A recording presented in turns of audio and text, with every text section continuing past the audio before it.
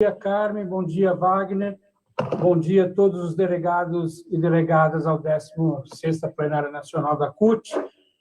Saudar a memória dos nossos companheiros João Felício e Kerr Jacobson, companheiros de luta nossa que nós perdemos nesse período.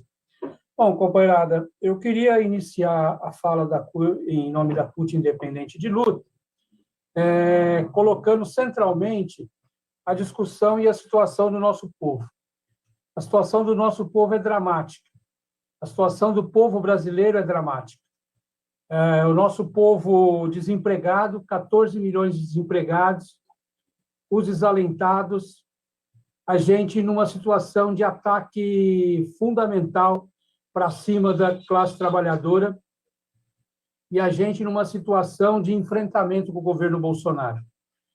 É essa questão que a gente acha que tem que abordar. Eu acho que é essa questão que está no centro do nosso debate de conjuntura aqui. Evidente, né, como diz a Dilma, o golpe abriu uma porta de destruição de tudo que é direito do povo. A PEC 95, a reforma trabalhista, a reforma da Previdência, né, o desmantelamento dos nossos direitos trabalhistas, isso tudo foi o que foi o golpe. E eles buscam a cada vez mais aprofundar esse ataque que está sendo desenvolvido. De nossa parte, eu acho que nós temos que ter muito claro, a CUT ela tem que estar no centro dos debates da nossa intervenção, exatamente como uma força política capaz de ir para cima do governo Bolsonaro. E essa que é a grande questão. Eu acho que está aí a chave de todas as respostas. Nós conseguimos, nesse período, realizar 6 atos pelo Fora Bolsonaro. Evidentemente que eu acho que a gente patinou muito, porque durante um ano a política do Fica em Casa foi uma política que não nos ajudou, companheirada. E a gente quer ser muito sincero com vocês. Durante um ano a política do Fica em Casa não nos ajudou, não nos ajudou.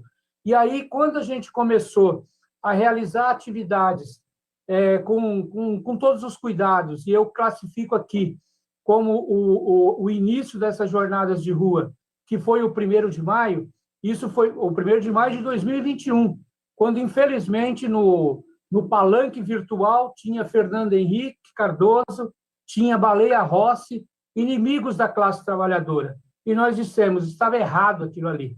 E, em vários estados, foram ter atividades de rua. Ainda naquele momento eram carreatas, vocês vão se lembrar. E as carreatas foram muito importantes, porque deu um patamar de discussão para a classe trabalhadora de que a gente tem que ir para a rua, fazer um enfrentamento, porque a pandemia não foi um acidente, né? Tudo bem, ela aparece como um acidente, mas o problema é que os governos se utilizaram da pandemia para poder atacar os direitos da classe trabalhadora, não só no Brasil, no mundo todo. Então, eles queriam união nacional para combater a vacina. Não tem união nacional para combater a vacina, porque o povo ainda continua na fila da vacina. No Brasil, ainda não chegamos a 70%. Nos países pobres, não chega a 10% da vacinação. Então, nós não estamos no mesmo barco. Nós estamos em barcos diferentes. Nós somos a classe trabalhadora e eles continuam sendo burguesia. E é essa o que eles tentam fazer. Então, retomando, a questão do 1º de maio foi muito importante para nós, porque a partir dali veio os movimentos de luta, veio os movimentos aí incentivados pelo que aconteceu no imperialismo norte-americano com a morte do Floyd, e a galera foi para a rua, e aqui no Brasil também o povo negro veio para a rua para poder fazer essa defesa. E hoje nós chegamos no 6º ato, e eu queria fazer um balanço muito rápido desse 6º ato que aconteceu no dia 2 de outubro.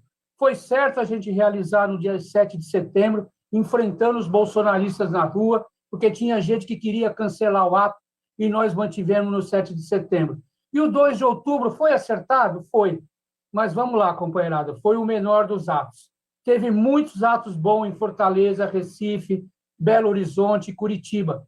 Mas em São Paulo, que era o grande ato nacional para ter o palanque, e aí, entre aspas, da terceira via que nós combatemos, né, porque aquele palanque montado, né, que era a linha de nem Lula nem Bolsonaro.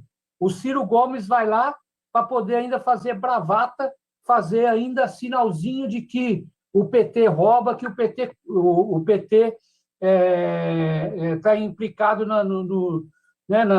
nos esquemas de corrupção e tudo mais. Então, e ele lá fazendo o sinalzinho de cima do caminhão de som de que os petistas roubam, os cotistas roubam. E aí acabou acontecendo o que aconteceu, alguns companheiros foram para cima dele, felizmente a CUT não se somou naquela nota vergonhosa das centrais para dizer que o Ciro Gomes foi agredido. Ele provocou, ele é um provocador nato, e nós não vamos entrar na linha da terceira via. Da nossa parte, a gente continua combatendo pela candidatura do Lula, que deveria ter sido feita em 2018. Então, companheirado, nós estamos aí numa situação difícil, né? O Lula ontem dizia que não tem mais perguntas que respostas, mas eu acho que aqui nessa plenária a gente tem condições de buscar respostas. E a resposta está na luta de classe, está na luta do conjunto dos trabalhadores, está nos sindicatos de base. Nós não podemos, eu não concordo, que a gente tem que normativizar que o pós-pandemia vai ser o mundo da uberização, vai ser o mundo da pejotização. É isso que a burguesia quer, é isso que os patrões querem. Mas nós, como central sindical, a Central Única dos Trabalhadores, tem que reafirmar. Cada conquista, cada direito que nós perdemos, nós vamos ter que reconquistar. E cada direito que a gente não reconquistar, nós vamos continuar a batalha. Nós não vamos baixar nossas bandeiras. Vamos defender as convenções coletivas, vamos retomar o poder da justiça do trabalho. É essa luta que nós estamos colocando. E, evidentemente, a gente se choca com as instituições, companheirado. Eu quero aqui relembrar que a gente, no nosso 13º Concute, a gente classificava na nossa estratégia duas questões, que a gente já colocava, duas lutas imediatas e elas juntas. A luta pelo fim do governo Bolsonaro, que significa derrubar todo o bloco de sustentação do governo. E, junto com isso, restabelecer toda a nossa soberania popular, com novas eleições justas e plenamente. Isso a gente colocava no 13º Concute. E isso seguido de uma Assembleia Constituinte livre e soberana, para que a gente pudesse criar a construção de um novo país.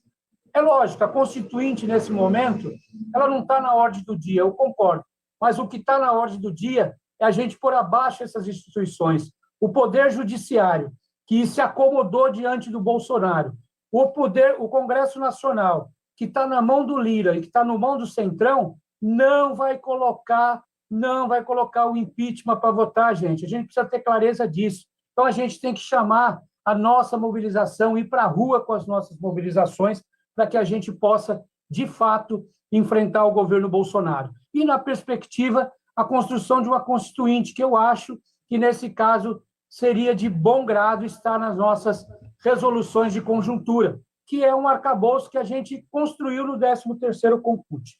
Para ir encerrando, a gente tem um calendário montado, né? Que eu acho que a gente tem que fazer esse enfrentamento, que é o dia 15, pelo que eu entendi, já está em cima do muro, vai cair, né? E a gente tem que construir o dia 20 de novembro, que é um dia nosso, um dia do movimento negro, um grande ato no dia 20 de novembro em todo o Brasil, para que a gente possa continuar a batalha contra o Bolsonaro, a batalha para botar fim a esse governo Bolsonaro. Eu acho que essa é a nossa tarefa, companheirada. A gente não tem que inventar a roda, não temos que inventar a roda. A luta nossa está na luta de classe, está na luta dos trabalhadores, está na luta da defesa dos trabalhadores.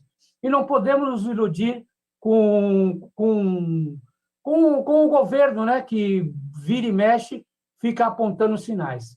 E quero estar aí encerrando com a discussão da PEC 32, que eu acho que está na nossa mão e tem as condições da gente derrotar a PEC 32. E derrotar a PEC 32 é um duro golpe no governo Bolsonaro. Por isso, a aliança das três esferas, elas estão, as 5 entidades nossas do serviço público, está de parabéns pelo trabalho que está sendo feito.